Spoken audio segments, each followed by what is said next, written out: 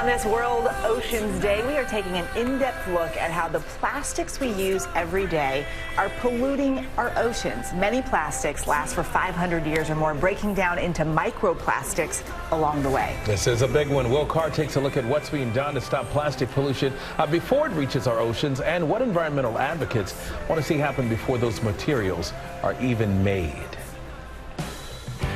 LA County has a new weapon to stop trash from flowing into the Pacific Ocean, and it comes with a catchy nickname. What you're looking at here is the Ballona Creek Trash Interceptor 007. 007. So you could say it has a license to collect. Yes, it does. Well, that's dangerous for the trash. It's a not-so-secret agent developed by the Ocean Cleanup, a nonprofit that will collect trash for 2 storm seasons under a pilot program that's installed 10 solar-powered interceptors across the world. This one in LA County started collecting trash in October. We've captured 77 tons of trash. 77 tons. That's correct. That's a lot of garbage. The organization's long-term goal to remove 90% of floating plastic in the world's oceans by 2040. 8.8 million metric tons of plastic enter the ocean each year, according to the National Academies of Science. The same as dumping a garbage truck of plastic into the ocean every single minute. We're 60 years late in prevention efforts for the plastic that's out there.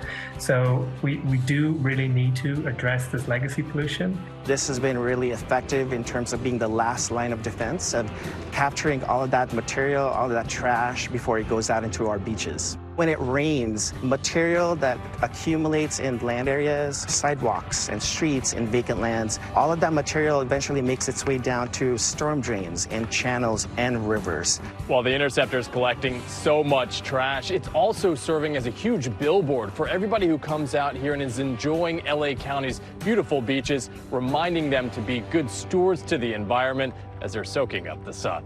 Those are important to have. But we're not going to solve the problem by leading with that as a solution. Marcus Erickson is the founder of the Five Gyres Institute, a nonprofit organization that studies plastic pollution across the world. He's advocated for policies to reduce plastic production and waste, and he's spent the last 15 years showing how far-reaching and dangerous the problem is. He says the microplastics in this jar were floating in the ocean 100 miles north of Hawaii. And you call this ocean smog? Is that right? The smog of the sea, yes. So ocean smog. Because of the thick layer at the very top, you can't even see through that when you're looking down into the water. It's like a little cloud of particles. If you could stand on the seafloor and look up and remove the water, you would see just clouds of microplastics. That's what we call the smog.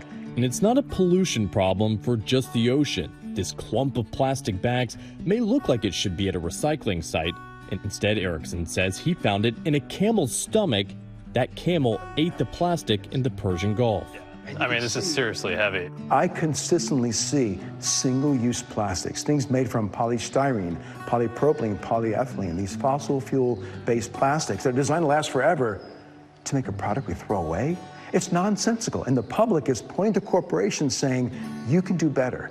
Erickson says he's pushing the UN to take a big step forward with a treaty that could be the first global treaty to curb plastic pollution by the end of next year. He also wants to push corporations to use eco-friendly materials that degrade faster than the plastics we use every day.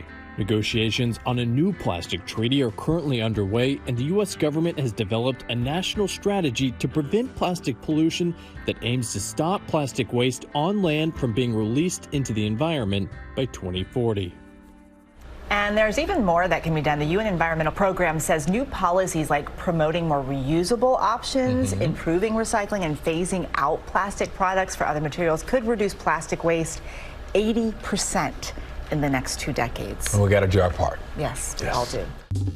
Well, hey there, GMA fans. Robin Roberts here. Thanks for checking out our YouTube channel. Lots of great stuff here. So go on, click the subscribe button right over here to get more of awesome videos and content from GMA every day, anytime. We thank you for watching, and we'll see you in the morning on GMA.